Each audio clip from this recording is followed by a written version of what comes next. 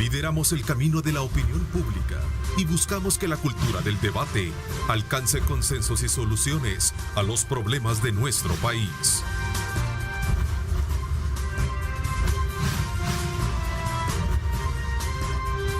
Diálogo con Ernesto López. Son las 6 de la mañana con 30 minutos. Qué placer enorme saludarles a ustedes, como siempre. Muy atentos de llevarles los acontecimientos más importantes de nuestro país y del mundo entero. Especialmente el mensaje que queremos enviar a esta hora de la mañana es la precaución y es la atención que debe de ponerle a usted si va rumbo al sector de Comalapa o viceversa, viniendo a San Salvador, como ya lo vimos en los informes noticiosos, a raíz de la protesta de trabajadores municipales contra la alcaldía de San Salvador, que han bloqueado el sector de la carretera a Comalapa. Así es que desde ya tenga usted en cuenta esta situación si va a trasladarse por esta zona, debido a los inconvenientes que esto puede causarle y los contratiempos que pueda tener debido a la situación de tráfico que esto está ocasionando. Así es que desde ya pendiente de esa situación, como también de los otros aspectos relacionados con las consecuencias que esto trae, que es precisamente el tema de la recolección de desechos sólidos, como lo estuvimos hablando el día de ayer con el alcalde Ernesto Mason, que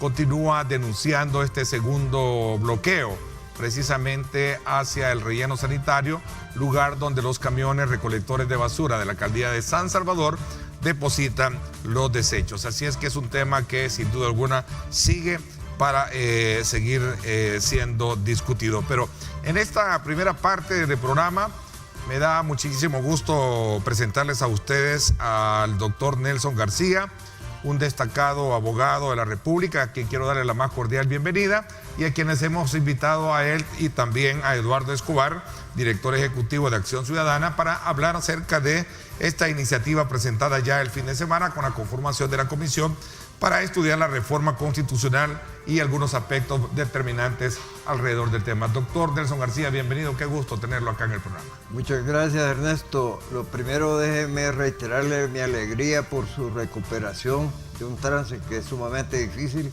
y después manifestar mi satisfacción de estar con un destacado ciudadano en esta oportunidad.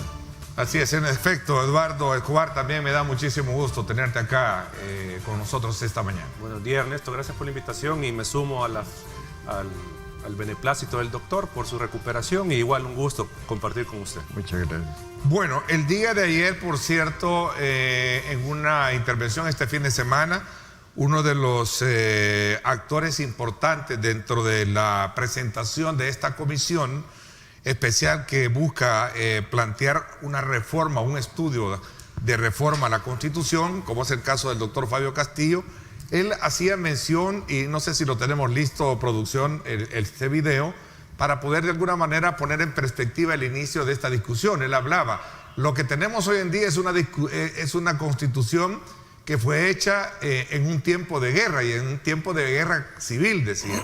Es importante que adaptemos nuevos modelos o cánones legales que pueda tener este documento en un tiempo donde reina la paz, algo que me parece bastante curioso, sobre todo en el contexto de esta situación o de crisis política que en el país se está viviendo. Me gustaría ponerlo en perspectiva y luego lo analizamos con ustedes. Veamos. Somos el único pueblo en el mundo que ha hecho una constitución en tiempos de guerra y peor, en tiempos de guerra civil. Yo personalmente lo que quiero es que ahora quede en la Constitución como una Constitución de tiempos de paz y para preservar la paz. Todas esas disposiciones eran a efecto, digámoslo con toda franqueza, de que el FMLN no tuviera posibilidad de llegar al poder. Ahora que tenemos una convivencia pacífica, con discusiones, congrescas y todo, hagamos lo posible porque nuestra Constitución garantice la paz permanente en el país. Voy a de alguna manera a sintetizar lo que dijo. Ahora necesitamos una constitución creada en tiempos de paz para preservar la paz. ¿Qué piensan ustedes en el contexto de esta situación de país que vive hoy en día? Tienen la palabra ambos. Muchas gracias. Para mí el tema de reformar la Constitución nace 3 días después de que la primera fuera aprobada, precisamente porque, sesgando el concepto del maestro Fabio Castillo, yo consideraba que a pesar de que la Asamblea Constituyente nos llamó para aportar, analizar y criticar el proyecto, la verdad es que eso fue una fantasía en la que en realidad ya estaba hecho el paquete y el diseño jurídico que querían imponer en esos momentos. Efectivamente, la Constitución tiene sesgos de represalia a la revolución, porque obviamente ponía como condicionante que la única forma de llegar al poder era a través de los partidos políticos y no de la acción subversiva. Ese elemento sí es destacable, pero que se supera con las reformas de 1992, cuando en un acuerdo que empieza a perfilar la intención de instaurar un bipartidismo como sistema político del país, se le da una participación evidente a los que fueron teóricamente una fuerza subversiva. De tal manera de que con esa reforma se incrementa más, al menos mi pensamiento, de que esta Constitución no representa el instrumento para la paz social y mucho menos para la justicia social y mucho menos para la política. Desde ahí tiene que verse entonces el planteamiento primario que sin duda alguna van a tener que mostrar los miembros que ya fueron dados a conocer en esta comisión entonces. Sobre esa base, doctor. Bueno, yo creo que ahí hay de los que yo conozco porque son tradicionalistas en esta tarea, como el doctor Félix Ulloa. Creo que es más amplia la intención que se pudiera tener. ¿Esa constitución que tiene usted en sus manos es una constitución que ya está desfasada, entonces me quiere decir? No, es que no, para mí, desde mi punto de vista profesional, no representa el instrumento primero para evitar una corrupción, sino para, por ejemplo, para instaurarla a través del monopolio sesgado del poder de 2 partidos que en este instante histórico están haciendo una crisis precisamente que demuestra que esa intencionalidad quedó al descubierto en la connivencia que han tenido en un ataque a un tercero que no corresponde a esos dos sectores. Esto es lo que viene a incrementar el pensamiento general de que la Constitución debe ser reformada. Y la historia de corrupción de 30 años que ha significado que descubramos, bueno, los que no habían pensado en esto antes al menos, que esta es toda una estructura para controlar todas las instituciones del Estado a través de un sistema que aparenta ser democrático, pero que directamente es dictatorial. Y dictatorial porque fíjese que, por ejemplo, la Asamblea Legislativa, que es donde emana el control general del Estado, realmente, los diputados pueden ser reelectos hasta por 30 años, pues. ¿Y eso qué acaso no es la instauración y uno de los elementos de toda dictadura, pues? La permanencia en el poder. De tal manera de que ahora, quizás para darle oportunidad al distinguido amigo, ahora, por una inercia histórica hay un consenso general de que esta Constitución debe ser reformada. Y uno de los elementos para comenzar, que yo quisiera dejar planteado, es que, en primer lugar, no hay cláusulas pétreas, como se pretenden algunos teóricos, porque eso de pétreo lo único que está representando es que los intereses que generan esta Constitución no pueden ser tocados. Ok, interesante, buen punto para poderlo ver. ¿Compartes tú estos argumentos, Eduardo? Bueno, en primer lugar, yo creo que hay que partir de un hecho. Como lo decía el doctor Fabio Castillo, es una constitución desfasada, decía él. Pero hay que revisar un poco el tema de que tenemos constituciones, por ejemplo la de Estados Unidos, que es de 1776, si no me recuerdo, o 86, no me recuerdo la fecha.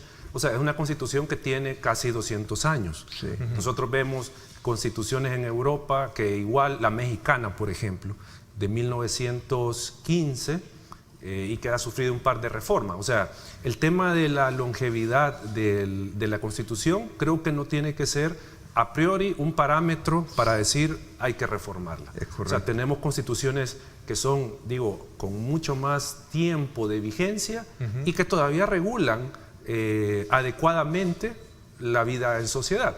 Entonces ese es un primer punto, pero eso no nos tiene que llevar a pensar que la Constitución va a ser estática, que no se tiene que reformar, que obviamente hay un margen de revisión de esta Constitución, pero, y aquí es donde nosotros como Acción Ciudadana hemos dicho, se debe de revisar el texto, sí, pero en una serie de etapas. En primer lugar, hay que agotar la interpretación constitucional como una forma válida de regular la vida en sociedad. Y aquí, ¿quién lo hace? Sala de lo Constitucional.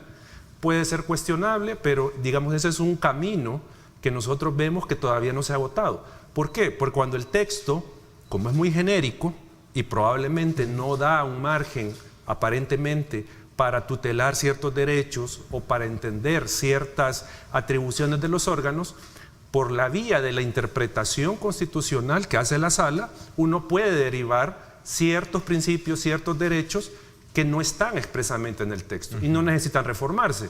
Digamos, el derecho de acceso a la información. Ese no está expresamente en la Constitución y la sala y el legislador lo ha derivado de la libertad de expresión. Entonces, y debe ser incluido y dejarlo de una forma muy... O sea, pero digamos, tenemos una ley de acceso que regula este derecho que no está expresa en la Constitución. Entonces, ahí es un primer punto. Vía interpretación podemos darle un alcance mayor al que podemos tener a la Constitución. Y lo otro son las leyes que regulan el ejercicio de los derechos y atribuciones que están en la Constitución. Pero esta Constitución está prediseñada para mantener un control de autoridad institucional, como en algún momento lo soslaya o lo deja ver bien claro el doctor García. Claro, hay un diseño, como lo decía el doctor, que pasa, por ejemplo, por el control de los partidos y la Asamblea Legislativa. Correcto. Hay un control, hay un diseño institucional que está así. Pero entonces ahí es donde nosotros decimos, bueno, hay que interpretar eso y hay que emitir leyes que regulen el ejercicio de ese poder. Y eso es lo que ha fallado. O sea, la interpretación constitucional la hemos tenido con más vigor a partir de la sala anterior, que ha dado ciertos criterios de cómo se ejerce el poder, etcétera, etcétera. Y falta todavía el tema de regular adecuadamente ese ejercicio del poder. Y un último punto con el que yo estoy de acuerdo con el doctor es el tema de que quienes han tenido que gerenciar el modelo y hacerlo efectivo no lo han hecho bien. No lo han hecho bien. Es decir, diputados, partidos políticos no han hecho cumplir esa Constitución, porque ese es un punto. Y actualmente lo estamos viendo con este gobierno, no están cumpliendo la Constitución. O sea, es un comportamiento que vemos desde que se emitió esta Constitución de incumplirla, con matices, con ciertas formas, pero no se ha cumplido. ¿Es cierto esto desde ese ángulo que usted lo ve, doctor, como lo plantea? ¿Nadie cumple la Constitución hoy en día? No, nadie es un absolutismo, ¿verdad? Pero digo, no hay un respeto institucional a la institución. ¿O se está viendo de manera mucho más evidente hoy con el desacato que se está entrando algunos funcionarios y algunos puntos de contrariedad que se están dando. Es que desafortunadamente las coyunturas políticas que se han dado, esta limitante jurídica no es más fuerte que los intereses que se están discutiendo. Okay. Este es el problema. Entonces, y yo quisiera hacer una acotación a Carlos en este sentido. Efectivamente... A Eduardo. Perdón, Eduardo.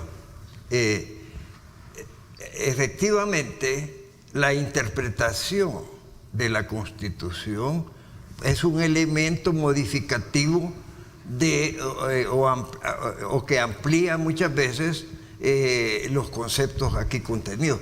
Lamentablemente, con el virus que trae la integración del órgano judicial, no es confiable que esa interpretación esté dentro de los moldes de rectitud e incluso científico, ¿verdad? Porque hemos visto, y solo para señalar un ejemplo, cómo, por ejemplo, a través de la sentencia se ha pretendido modificar la Constitución, en otras palabras, legislar. Y esto no es permitido dentro de los conceptos, porque entonces usted le está trasladando un poder a alguien que no es parte de esas funciones. Y hemos visto desaguisados, desde mi punto de vista y con todo respeto, como por ejemplo que un tema que no esté considerado en una demanda, lo agarren y lo integren a una resolución que no tiene nada que ver. Ejemplo, los de los diputados suplentes, ¿verdad? Doctor, entonces ese abuso institucional me permite decirle que no es muy conveniente instaurar como sistema modificativo o ampliativo de la Constitución ese tipo de ejercicio judicial, ¿verdad? En mi opinión. Doctor, ¿está cumpliéndose, se está respetando la Constitución hoy en día? Es que la Constitución, como dijo Eduardo, nunca se ha respetado por aquel que no la quiere respetar, pero que consciente que tiene el suficiente poder como para pasar desapercibido, entre comillas, en su violación constitucional. Ejemplo, la Asamblea Legislativa, cuando en el caso del Citran, ¿verdad?, que debió de haber, se presentó una demanda que duró 7 años en resolverse, y resolverse bajo el concepto de que siendo inconstitucional debía seguir actuando la empresa. ¿Esto cómo puede ser, pues? Yo escuché en más de alguna oportunidad decir a algunos colegas suyos que la Constitución no se interpreta, lo que se interpreta es la ley secundaria para ver si se adecúa al texto constitucional, si no la sala se volvería poder constituyente, y eso de alguna manera no es valedero, dice. Sí, Julio Valdivieso. Es la tesis de él. Es la tesis y muy valedera, porque realmente la literalidad es la esencia de la ley. Regreso al punto. Si no, es que yo salgo con que, sí, aquí dice esto, pero yo pienso que lo que quiere decir es lo contrario, entonces no se puede. Yo sobre esto, Ernesto, yo creo que, digamos, de lo que se habla es de la figura del cambio constitucional, y hay diferentes niveles de intervención en la Constitución. Sí. Desde el nivel, si se quiere, más bajo, que es la interpretación, sí, porque ahí usted no modifica absolutamente nada del texto, sino que es a pura interpretación, que usted le da un alcance diferente. Y me gusta a mí señalar este caso, por ejemplo, el derecho a la vida. La Constitución dice está el derecho a la vida. Y lo que la sala, en una jurisprudencia, en una sentencia antes del 99, creo yo, decía de que la vida era, más palabras menos, era la existencia biológica del ser humano. Esa era la concepción que se tenía. Pero hay otra sentencia posterior donde ya le da otro alcance a la vida y dice que es la existencia biológica, pero con factores sociales que están de por medio para garantizarle una vida digna a esta persona. Entonces ya mete el tema de la dignidad. Entonces ese cambio de cómo se interpreta la Constitución y el alcance que tiene, viene dado por jurisprudencia. Por eso nosotros decimos que esa tiene que ser la vía. Sí, puede ser cuestionable, pueden haber errores, pero igual, si se cambia la Constitución y viene otro tribunal constitucional, va a interpretar también a su forma la Constitución. Entonces, digo, este es un proceso que como sociedad debemos de ir consolidando. ¿Y va a preservar la paz, como lo dice en algún momento la expresión misma que hacía uno de sus miembros? Es decir, crear una nueva Constitución en tiempos de paz para preservar la paz. Es que es lo que yo digo, que es un poco cuestionable ese argumento de una Constitución de paz y de guerra. O sea, yo estoy de acuerdo con lo que decía el doctor. Hay cosas en la Constitución que hay que modificar, sin duda. Pero estamos hablando, por ejemplo, la elección de magistrados de Corte de Cuentas de la República se hace con mayoría simple. Por ejemplo, eso habría que estudiarlo si hay que modificarlo. Otra reforma que nosotros creemos que habría que considerar, por ejemplo, es el tema de asignarle, así como a la Corte Suprema de Justicia, un porcentaje de la Fiscalía. Si vamos con un enfoque de combate a la corrupción, combate a la delincuencia, tendríamos que pensar en darle más recursos a la Fiscalía. Y a la Procuraduría General también, porque es contraparte. Claro. Entonces yo no puedo tener una contraparte debilitada en los juicios, porque estoy hablando de los juicios, ¿verdad? O sea, entonces son, digamos, reformas, pero que estamos hablando puntuales dentro del marco que ya tenemos. Obviamente, por lo que decía el doctor también, y lo decían en la conferencia, la generación que emitió la Constitución no puede condicionar nuestra vida actual como nueva generación.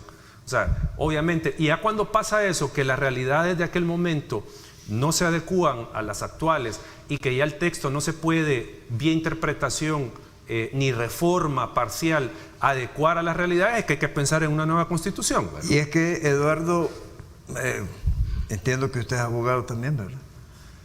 La esencia del derecho es el cambio constante. Esa es la esencia. No podemos tener un marco desde el punto de vista teórico de la teoría del Estado y de la esencia de la ley. Es cambiante totalmente, ampliando sus ámbitos de control, porque la ciencia y la humanidad va cambiando, como usted muy bien acaba de decir, incluso las costumbres, y por lo tanto, y por eso países como Inglaterra tienen un sistema consuetudinario, es decir, que la costumbre, pero como las costumbres van cambiando, igualmente va cambiando el marco jurídico de control de las conductas. Pero yo creo que el punto toral de este tema es qué cosas y por qué se deben de cambiar. Y déjeme solo decir esto, que yo veo la actual Constitución como un edificio donde hay un gran sótano y después vienen 3 que 4 pisos y después un penthouse, o sea, un lugar de recreación en la cima.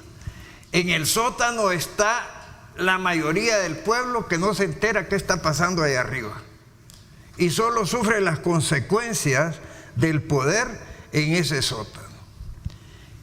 Y la presencia histórica de este momento es que esa gente del sótano ahora debe participar en la ocupación integral de ese edificio. ¿Cómo? A través de instituciones como el plebiscito y el referéndum, que son la misma cosa, pero denominaciones diferentes más. Porque el plebiscito pues fue instituido en Roma y deriva de la palabra plebe y era la plebis, ¿verdad? Bueno, eso es fundamental. ¿Por qué? Porque la vivencia actual ha demostrado que hay funcionarios que en mala hora fueron electos y que por lo tanto debe de haber un mandato revocatorio para que le ponga paro a ese mal ejercicio del poder. O sea, los controles constitucionales de alguna manera están diseñados precisamente para sobresaltarse ese tipo de situaciones. Usted lo dijo al principio, o lo malinterpreto, doctor García.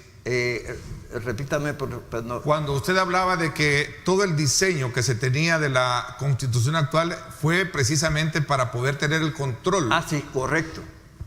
Correcto. Entonces usted secunda un poco, no sé hasta qué punto puede este planteamiento que recién hizo un periódico al ex magistrado de la Sala de lo Constitucional, Rodolfo González, que dijo, y se lo titularon así, no sé en qué contexto, pero dijo como que la Constitución le estorba, en este caso al Ejecutivo. ¿Es cierto esto entonces?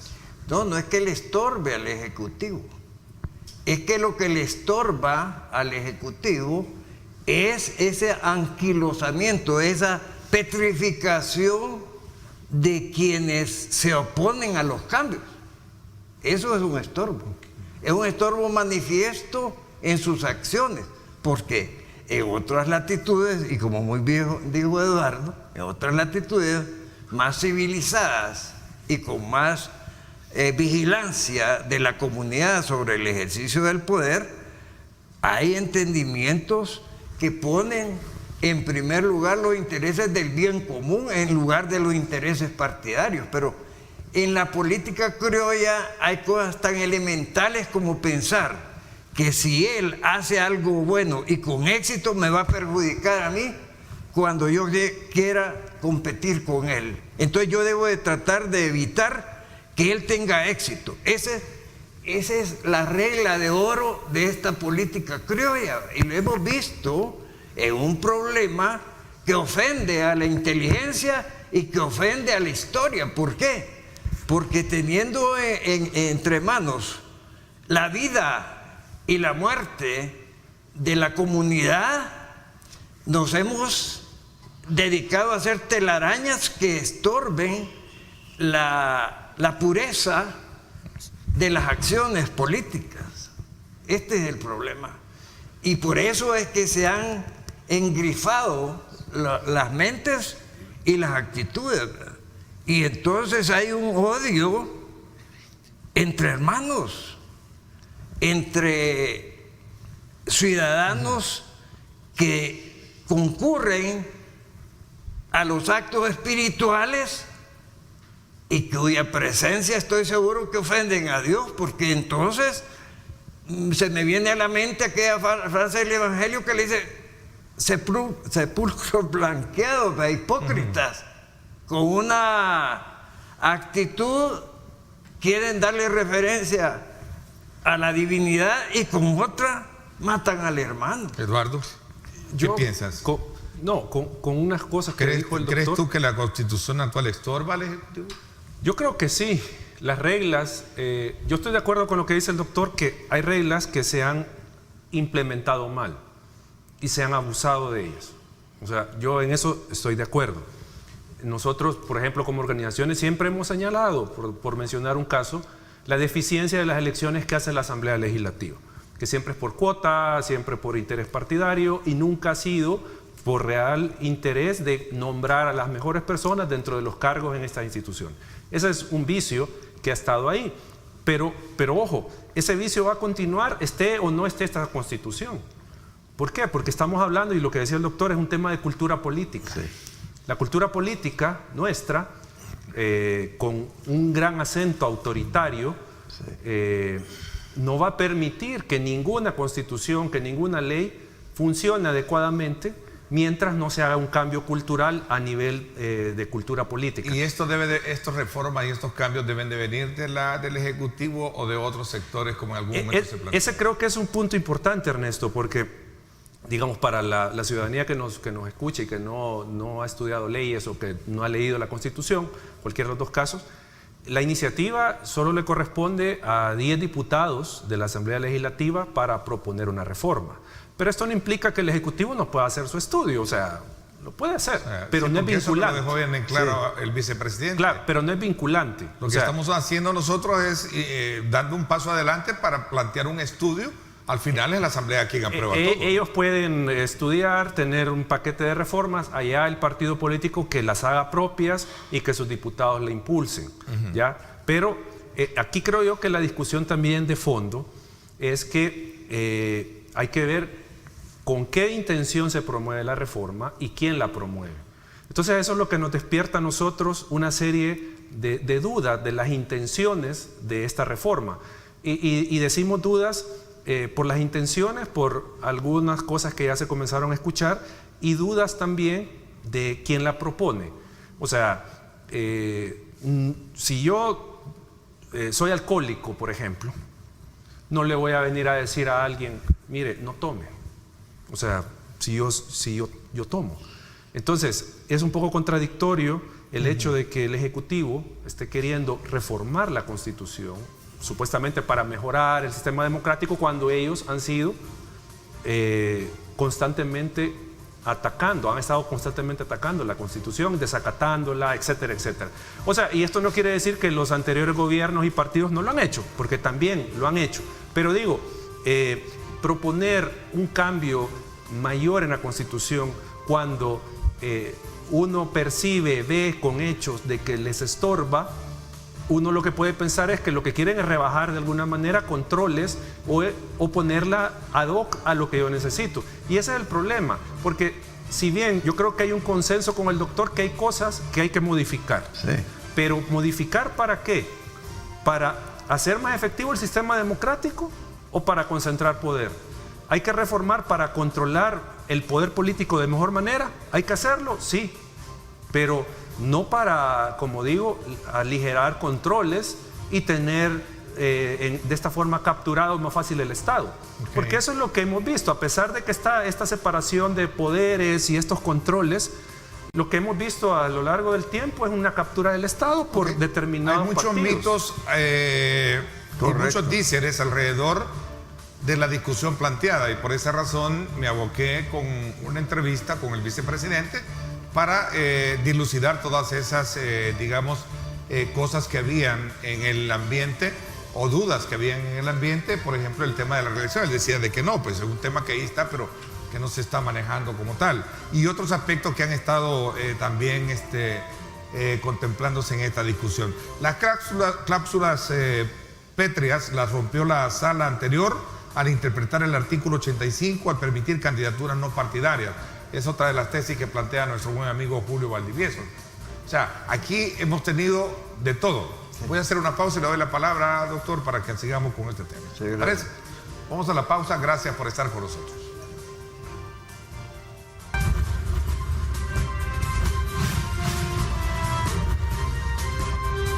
Diálogo con Ernesto López. Estás viendo Diálogo con Ernesto López.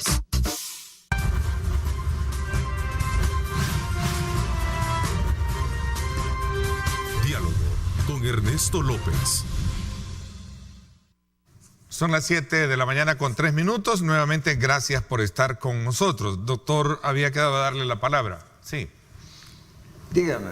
Con el tema del planteamiento que hacía nuestro buen amigo Julio Valdivieso, que nos escribe, donde dice que hay que comenzar a reconocer que parte de las cláusulas pétreas fueron rotas por la sala anterior, dice, al interpretar artículo 85 y permitir candidaturas no partidarias. Esto un ejemplo en el contexto de todo el análisis y la discusión que estamos haciendo de aquellos temas que en algún momento se cree que son pétreos, pero que han sido aclarados por el mismo vicepresidente de la República, que nos dijo en esa entrevista de que hay muchas cosas que se dicen, pero no son ciertas como las estamos planteando nosotros aquí en la comisión. Es que el problema es que aquí hay un temor innato al adversario. El que tiene el poder, como hay una historia de que el que tiene el poder hace lo que le da la gana y destruye a los adversarios o intenta hacerlo mínimo, entonces cuando se habla de que van a tocar algo que así como está me permite hacer lo que he venido haciendo, ¿verdad? Es decir, decidir quién va a ser el auditor de las cuentas para que cuando vea las mías no me critique y me extienda finiquitos express, ¿verdad? Que si cometo un delito, en la fiscalía engaveten ese proceso y dude per secula seculorum. Que si el fiscal no se porta bien, entonces ya sabe de que solo 3 años va a estar porque no lo vamos a reelegir, pues si no ha sido obediente, no ha sido connivente a lo que estamos haciendo. Y así sucesivamente, lo que ya dijo Eduardo, las cuotas. Bueno, vos 2 magistrados, todos están. Bueno, han llegado a la osadía y a la violación constitucional de elegir magistrados a gente que no estaba participando en las elecciones. ¿Cómo es eso? Y la burla constante a ese sistema democrático de ir a votar por los que eligieron otros que ni siquiera están ejerciendo el poder objetivamente, sino que están tras bambalinas, ¿verdad? Que son los financistas de los diferentes partidos. Esta es una realidad cruda, que exponerla tiene sus riesgos. Ahora bien, ¿qué es lo que hay que...? Quiero asentar nuevamente que a mí el que me hable de cláusulas pétreas me está hablando del Santo Grial o de la Arca de la Alianza, que son conceptos individuales sobre la espiritualidad, pero que en derecho eso no puede existir porque la esencia del derecho es el cambio constante.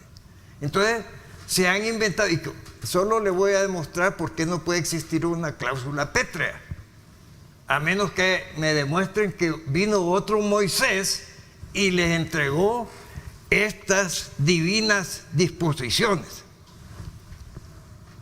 Cuando se da un proceso de hacer una constituyente producto, teniendo como antecedente un golpe de Estado o una revolución, quiere decir que no existe ninguna disposición en el contexto constitucional. Bueno, entonces los supuestos representantes del pueblo son los encargados de ir a ver qué constitución van a copiar o cuáles mezclas van a hacer, porque aquí nadie ha parido esta constitución. ¿Y qué cosas son las que no hay que tocar de ese libro que usted tiene? Entonces, bueno, ¿de dónde voy a sacar que esta disposición que está al final, esta sí no se puede tocar? ¿Y en qué consiste eso? En el sistema de gobierno, que es la esencia para mantener el statu quo de la injusticia social, ¿verdad? Y eso es inaceptable desde el punto de vista de la esencia del derecho y desde el punto filosófico de la vida también, ¿verdad? Porque no puede usted aceptar que haya reglas de conducta. Estos temas álgidos que tocan la sensibilidad de sectores conservadores como el matrimonio igualitario, el derecho del aborto, ¿cómo lo interpreta, cómo debe interpretarse bajo esa lógica que usted plantea, doctor García? Es que debe haber una libertad innata en la conciencia del hombre, porque yo no puedo obligar, como no solo se ha intentado. Esta Constitución contiene conceptos confesionales, es decir, de convento, de sectas o de sectores religiosos. Ahí es donde han metido la esencia de la vida, ¿verdad? No es en una filosofía liberal. Y si el Estado es laico es porque históricamente se llegó a la conclusión de que si no íbamos a tener dictaduras religiosas como la de Franco en España, ¿verdad? De 40 años, etcétera. Entonces, lo laico significa la libertad de pensamiento del individuo, sin adherencias a cuestiones esencialmente religiosas. Esos temas, decía hace unos minutos en otra entrevista el vicepresidente Ulloa, que está abordándose el tema también, deben de ser tomados por aquellos sectores que creen que debe de abordarse y de tratarse en la discusión de la mesa. ¿Qué piensan al respecto? Yo, Ernesto, no sobre eso, sino que sobre lo que decía el doctor. Yo sí creo en cláusulas pétreas, pero aquí viene una cosa. La cláusula, lo que es pétreo es la cláusula para esa constitución, no que la constitución es pétrea, que es diferente. O sea, no podemos pensar que la constitución va a ser eterna y que inamovible, pero lo que sí podemos pensar que en esa constitución, esos términos, esos aspectos sí son inamovibles, en esa constitución. O sea, no sé si me doy a entender. Déjeme ver si yo le entiendo. La Constitución es pétrea mientras esté en sus conceptos. Mientras esté ahí. Mientras esté ahí. Claro. Pero si decidimos cambiar toda la Constitución... Se puede cambiar todo. Entonces, sí. Entonces, yo lo veo Ese así. concepto me parece a mí lógico. En lo que está la Constitución actual, esos formas, sistema de gobierno, alternancia, el territorio, son irreformables, son pétreos en esa Constitución, mientras esté la Constitución. Entonces lo pétreo es esas disposiciones en esa Constitución. pero no es la Constitución la pétrea. Es correcto. O sea, y eso es lo que creo que hay que derivar. Entonces, por la vía de la reforma... Pero permítame interrumpirlo para felicitarlo por una cosa. Es que ha dado el concepto real de esa inamovilidad o de ese respeto a todos y cada uno de los artículos que contiene la Constitución. Que no venga el antojo de alguien a decir, y por eso es que yo concuerdo con Julio Valdivieso en el sentido, no, es que para mí esto quiere decir salgámonos para adentro, y por eso hay que decir salgámonos para afuera. Es decir, esa antojadiza interpretación es inadmisible dentro de los conceptos, primero, de la estabilidad del Estado, de la seguridad jurídica. De lo contrario, cada sala que llegue va a hacer lo que se le antoje hacer, y eso no es admisible. Claro, tiene que haber regularidad jurídica. Sería importante considerar un tribunal constitucional aparte de la sala en este intento o en esta, digamos, visión horizontal que se quiere ver ahora de esa forma la Constitución. Habría que ver cuál es el objetivo, cuál es la finalidad de hacer un tribunal constitucional. O sea, en Las esencia... potestades únicas debe de tener a la sala. No, es que en esencia nuestro tribunal constitucional, aunque... Y te pongo un algunos no- ejemplo porque es lo que escucho de los actores. Aunque ¿Quién resuelve después qué dice uno y el otro? aunque a muchos no les guste, pero al final la sala es el Tribunal Constitucional salvadoreño, nos guste o no. Okay. Que sea una sala, que sea un tribunal independiente del órgano judicial, porque ahí lo que un argumento a favor de eso, Okay, era de que los magistrados de la sala se tienen que meter a temas administrativos por el manejo de la corte. Mientras que si ellos están separados del manejo administrativo del órgano judicial, podrían tener más disponibilidad para hacer el juzgamiento constitucional y no estar metidos en temas administrativos. Esa es, digamos, una valoración. Pero a lo que voy yo es que al final, en esta Constitución, hay que tener claro, esas cláusulas pétreas impiden que se reforme esos aspectos. Si ya no queremos esta Constitución, pues bueno, cambiémosla. Se de va raíz. con todo de cláusulas pétreas. Se va con todo. Solo que siempre hay que tener en cuenta algo, que hay principios generales del derecho y del derecho internacional que no se pueden dejar de lado en un sistema, en un Estado moderno. Derechos fundamentales, principios democráticos, rendición de cuentas en una democracia representativa. O sea, eso, aunque invalidemos la Constitución y la deroguemos y vamos a promulgar una nueva, esos principios no deben de estar de fuera de la Constitución. No, sí, porque vamos a hacer un Estado moderno, democrático, Estado de Derecho. Sí, concuerdo con usted absolutamente por una razón. Si es que son los parámetros fundamentales del Estado. El bien común, la dignidad humana, etcétera. Claro, eso no se puede... Eso no puede obviar. Aunque se derogara totalmente la Constitución y se promulgara una nueva. Pero, por eso digo, el punto acá es ¿para qué reformarla y qué reformar? Porque ese es, digamos, el punto clave. Bueno, yo le puedo dar un menú de todo lo que hay que reformar, ¿verdad? Algunas cosas incluso que usted ha mencionado, como el control de la auditoría de los bienes del Estado. Ya cuando va en el sándwich político, esto te toca a ti, esta tajada te toca a ti, en medio va esto, la fiscalía me toca a mí, la procuraduría te toca a vos, etcétera, etcétera. Debe haber una auditoría sobre la eficacia de los funcionarios también, ¿verdad? No solo la honradez, porque un tonto honrado no le sirve al bien común. Sí. Tiene que ser que además el abuso, el control del abuso de las canonjías que se recetan los diferentes, sobre todo aquellos que tienen el poder de legislar, ¿verdad? Pues los diputados tenemos derecho a franquicia. Pues los diputados tenemos derecho a gastos celulares, de representación, viajes, etcétera. Unos viajes, todo eso en un país como este exige una austeridad evidente que no la ha habido ni la hay. Doctor, yo le hice una pregunta, ¿qué cosas se deben de tocar y qué cosas no deben de tocarse cuando se hace un estudio? No, es que debe tocarse todo lo que evidentemente se ha demostrado que está malo. Y estamos señalando la auditoría, por ejemplo. La otra cosa es la reelección de los diputados. ¿Cuántas veces se puede? ¿Cuánto tiempo deberían de tener? ¿Cuántos periodos deben de ser permitidos? Claro, lo máximo. En el caso de la reelección del presidente ya se sabe que existe la reelección, pero siempre y cuando sea, ¿cómo se le llama? No continua. No continua. Cada 10 años. Bueno, fíjese que a mí me da risa que los que gritan la democracia y señalan como ejemplo los Estados Unidos de Norteamérica, se les olvida que hay reelección ahí, ¿verdad? Sí.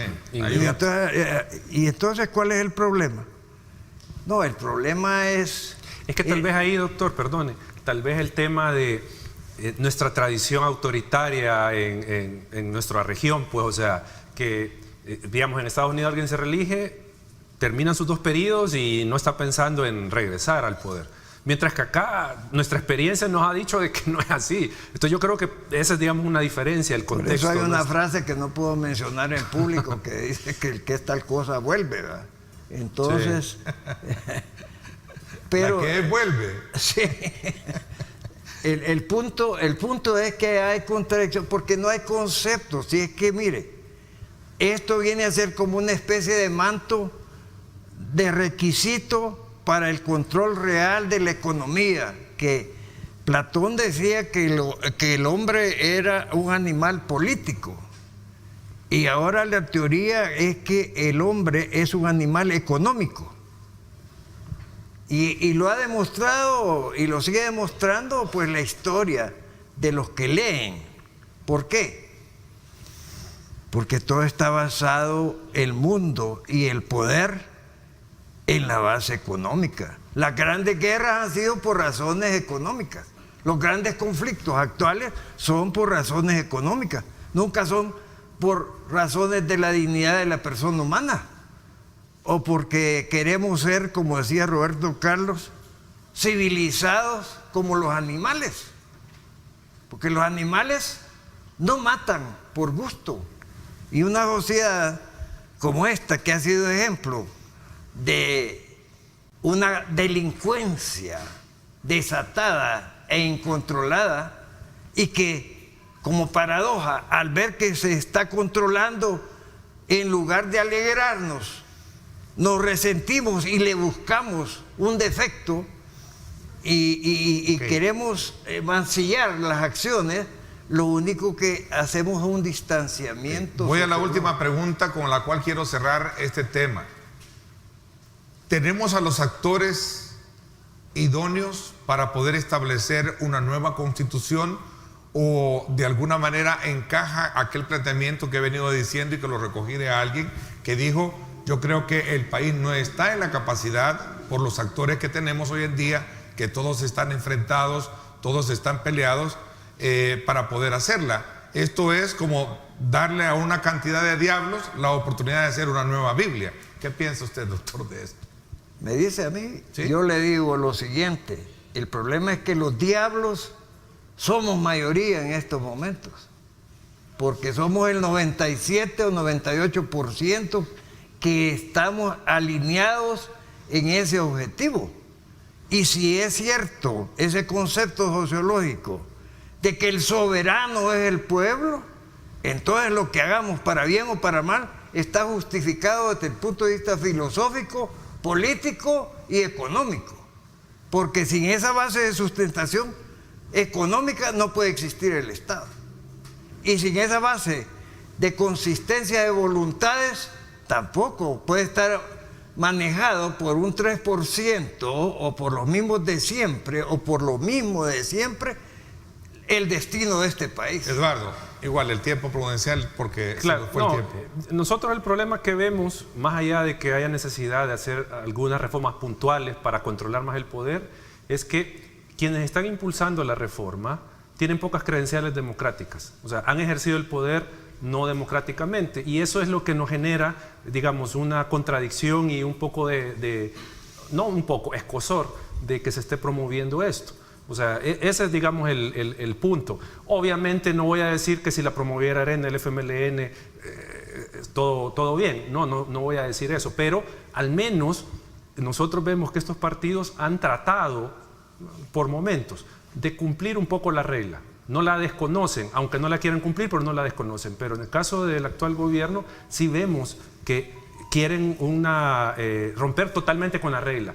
Y entonces eso es lo que a nosotros no nos parece en realidad. O sea, si estuviera dentro de cierto marco de ejercicio democrático del poder, fuera este gobierno distinto. fuera distinto. Pues el ejercicio democrático es, según lo que yo tengo entendido, por democracia es la voluntad de las mayorías, ¿verdad? Y entonces, la dinámica de este concepto, que no significa que porque somos más, vamos a poner disposiciones que afecten el concepto de justicia, o el concepto de igualdad, o el concepto de respeto al derecho ajeno, al derecho de propiedad privada. Okay. Todos estos son elementos innatos a los derechos del hombre y por lo tanto mal haría un movimiento intelectual, porque hasta ahora eso es, en diseñar algo que en lugar de beneficiar los derechos del individuo, no de la generalidad, los perjudique. Ok, interesante. Les agradezco a ambos el que me hayan permitido, desde luego, tener este otro enfoque sobre este tema que va a dar mucho que hablar, más aún cuando a partir del fin de semana ya se presentaron a los miembros que van a integrar esta comisión, así como también la incorporación de otros sectores que estarán participando en todo el proceso de consulta que se estará haciendo en esta comisión. Gracias, Eduardo, por habernos acompañado. No, gracias, un gusto igual compartir con el doctor. No, y para mí también, Eduardo. Doctor García, también un gusto haber compartido con usted. Muy amable, gracias. Vamos a la pausa. En la segunda parte nos acompaña el ministro de Trabajo, Rolando Castro, con quien vamos a hablar temas muy importantes de la cartera y sobre todo también en el marco de todo el desarrollo y crecimiento y la apuesta de crecimiento económico laboral que el gobierno anunció el pasado fin de semana. Nos vamos a la pausa y regresamos con más.